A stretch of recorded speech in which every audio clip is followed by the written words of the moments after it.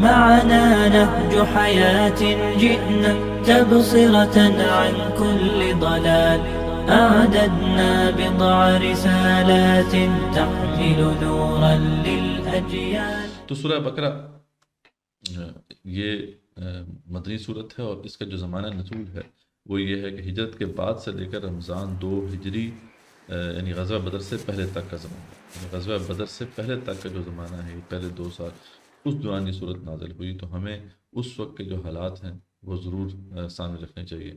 تو اس وقت کیا ہو رہا تھا کہ وہاں پر مسلمانوں کے لیے ایک بڑا بڑی مشکل یہ درپیش تھی کہ وہاں پہ ایک ریفیوجی کرائسس کی ایک صورت پیدا ہو چکی تھی، کیونکہ مدینہ کی چھوٹی سی آبادی میں ایک بہت بڑی تعداد میں جو ہے لوگ باہر سے آ گئے تھے، جس کی وجہ سے ایک بہت بڑا مسئلہ تھا ان کو کیسے آباد کرنا ہے. تو اس ضمن میں یقیناً ان کو آباد کرنے کے لیے انسٹرکشن دی گئی ہیں مسلمانوں کو کہ وہ انفاق کریں، وہ مال خرچ کریں، اپنا دوسروں کی مدد کریں.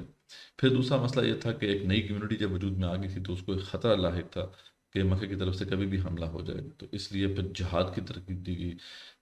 اللہ تعالیٰ نے جہاد کے احکامات جو ہے وہ نازل فرمائے، ان کے جہاد کے حوالے سے پھر آداب سکھائے، جہاد کا جو حکم ہے اس کی حکمتیں واضح کی. تو اس لحاظ سے بھی اس صورت میں آپ کو واضح احکامات نظر آئیں گے.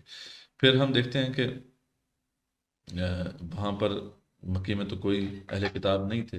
جب مدینے میں آپ صلی اللہ علیہ وسلم تشریف لائے تو یہاں پر یہودی قبائل، اس طرح سے ہم کہہ سکتے ہیں کہ سورہ بقرہ کے 2 حصے ہیں. یعنی پہلا جو حصہ ہے وہ آپ کہہ سکتے ہیں کہ وہ آیت نمبر 142 تک جاتا ہے، اور اس میں یہود سے مینلی خطاب ہے.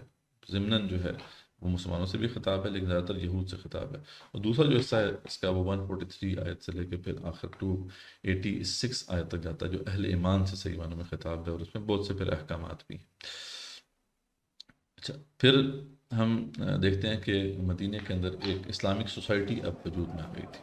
اس سے پہلے مسلمانوں کی حیثیت ایک جماعت کی سی تھی، ایک گروہ کی تھی، لیکن یہاں پہ جب مسلمان آئے تو مسلمانوں کو ایک طرح سے تمکن مل گیا اور ان کا ایک تمدن وجود میں آ گیا تھا. تو اس وجہ سے پھر بہت سی پھر انسٹرکشنز تھیں جن کی ان کو ضرورت تھی. ظاہر بات ہے جہاں پہ سوسائٹی ہوگی وہاں پہ لا اور کوڈ جو ہے، کوڈ آف کنڈکٹ جو ہے اس کی ضرورت پڑتی ہے. تو یہ اس وجہ سے پھر تفصیلی احکامات آپ کو سورہ بقرہ میں نظر آئیں گے.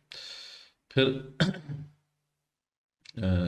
جو ایک اہم اسپیکٹ ہے اس میں کہ انفاق فی سبیل اللہ اور جہاد فی سبیل اللہ کے جو بڑے مین ٹاپکس ہیں اس حوالے سے، ان پہ تفصیلی آپ کو پھر آیات نظر آئیں گے. اور پھر جو جہاد سے گریز کرنے والے ہیں، یعنی جو اس طرح سے اس راستے سے راہ فرار اختیار کرنے والے ہیں، یعنی منافقین، ان کو بھی تفصیل سے یہاں پہ واضح کیا گیا ہے.